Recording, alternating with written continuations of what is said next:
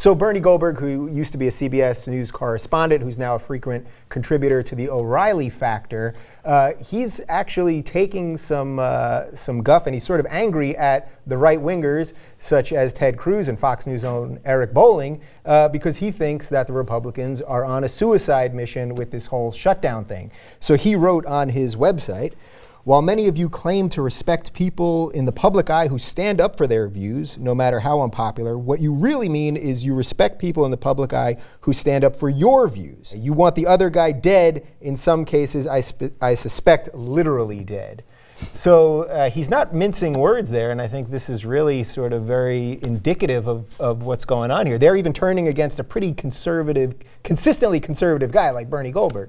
So the article says that they are the Ayatollahs of the right. Now, this is a guy who's made basically a career out of calling the media liberals. Yeah. Like, oh, liberal media, and they're totally against the right wing, and they're against Republicans, etc. So it's not like he lacks any credibility in the right-wing sphere. He has a tremendous amount of it. It's one of O'Reilly's favorite guests. He has him on literally every single week to do a segment about how biased liberals are and how biased the press is against the right. So here he's saying, and in some parts of the article he even says, "You guys are as bad as the liberals."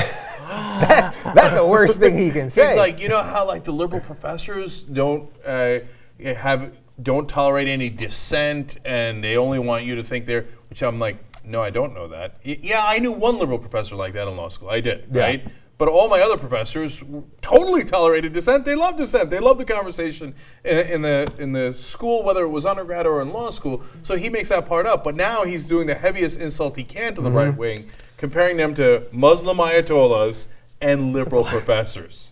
Yeah, Karl Rove famously, intentionally carried a book of his around with the title facing up, so that all the media could get a close up and report on this book and put it on the bestseller list. He's a movement guy. So you're right. This is a fracturing among the right, but it is interesting that he's really exposing the truth. Yeah, and he actually went further. I really think this is interesting. He said, "So this feel-good nonsense that you spout, that you admire people who stand up on principle, is just something you say to make yourself good about yourself. But you don't mean it. Like the other Ayatollahs, reasoned dissent scares you. You talk tough, but you are weak." I mean, this is really, really great that he's going to the base and saying, guys, we have to be better than this, otherwise we're just the way he would project us to be, I suppose. Yeah, but he's doing it because... You don't want to give him any credit. He's doing it because he's the one getting attacked, right? Will he be saying this in a week if it's a debate that he's perfectly in line with these crazy right-wing people? Right. And my guess is not. You know, the thing that I always want to kind of point out here is he talks a lot about the idea of purity and how it's wrong that you insist on purity.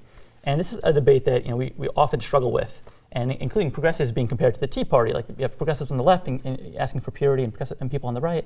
And the real problem is that people on the right ask for purity around really unpopular positions. Like let's never raise taxes on the rich and stuff like that. When people on the left ask for purity, it's for things like, can you please hold Wall Street accountable after they broke the law and took away millions of jobs, right? It's like things that even Republican voters back home agree with. Right. It's like, it's not really purity. It's saying, would you please do the will of the people? But it's nice that he's finally exposing them for this. I think it's something that we can actually quote back at them later when we need to. Yeah. Right, to that point, the thing that Republicans lose their mind over is, see, the liberals, they won't budge on entitlements, and the real problem is entitlement spending. But the American people say over and over again, this is not like a politician saying, oh, the American people, and he's just going to say whatever he thinks. Right. No, it's backed up by the polls. 87% of Americans say cut Social Security under no circumstance. None, okay? So I guess 87% of the American people are purists, are liberal purists, right? Because they say, look, you call it entitlement because I'm entitled to it. I put my money into it my whole life. So I want my Social Security, and I don't want you to cut it, because that's not the bargain we had, right? So when as Adam's point says, when liberals fight on that point, they're with an overwhelming majority of the American people who don't want you to budge on robbing them. Yep. And just to kind of continue that Social Security polling point, we actually did some polling recently and showed that on the question of expanding Social Security benefits, it's popular by 2-1 in Kentucky, 3-1 in Texas. It's also popular in the purple states of Colorado and Iowa, and in the blue states of Massachusetts, Hawaii, and California. So there was actually purity across the country behind a position of don't cut, expand Social Security.